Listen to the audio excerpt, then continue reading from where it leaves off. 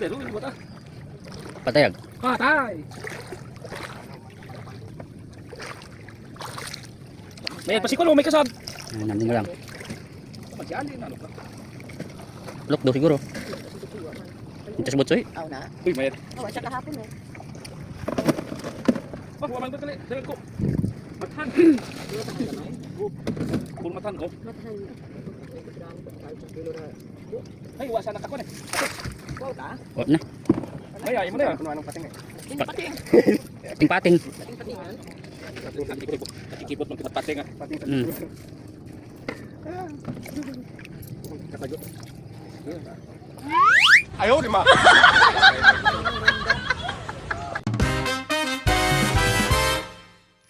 Hi mga kalods, it's me again, Gibo, ang simpleng vlogger at isda ng Kapis. Ngayong araw nga pala mga kalods ay pang-apat na putisa na nating pagpandaw ng ating taba o baklad ngayong araw. Bago ang lahat mga kalods ay gusto ko munang bumati kina Uncle Buboy at Bexy Peñaruyo Kalimutan. Shoutout po sa inyo. At ito ang ating kuha mga kalods, hindi naman gaanong karamihan. Pero salamat pa rin sa ating mahal na Panginoon kahit pa paano mayroon tayong biyaya ngayong araw. At ito yung ating kuha mga kalods, isang pirasong isda na medyo malalaki pero tawag dito sa amin ay abo-abo. At saka comment nga nyo mga kalods kung ano tawag nyo dyan sa inyo. Malalaman natin kung saan naabot ang video kong to. At ang medyo marami-rami lang natin kuha mga kalods ay itong alimasag. Kaso ang alimasag na klase na ito ay mumurahin. Tawag dito sa amin ay krusan, matan o tres barahas. Kaya ganyan tawag dito sa amin mga kalods kasi meron sa kanyang likod na parang tatlong mata sa kanyang bao o bagol. At andyan pa rin yung muto mga kalods na klase ng dikya na kulay violet. Hindi pa rin nawawala, meron ng mga bago at parami na naman sila. Saka meron din tayo isang danggit kaso hindi naman ganong kalakihan at maliliit na mga isda. Yan lang ang ating ulamin ngayong araw. At alimasag lang ang ating naibenta mga kalods.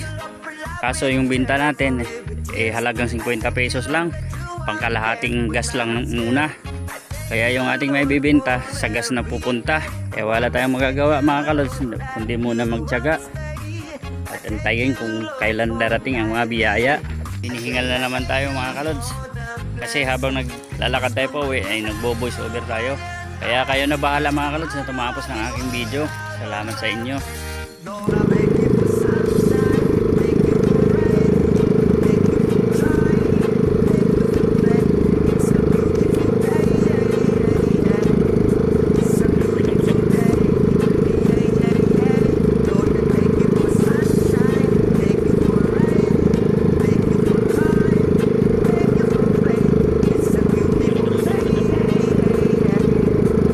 Dito na naman tayo mga kalods, kasama ko naman ang aking mahiwagang balde, naglalakad pa uwi.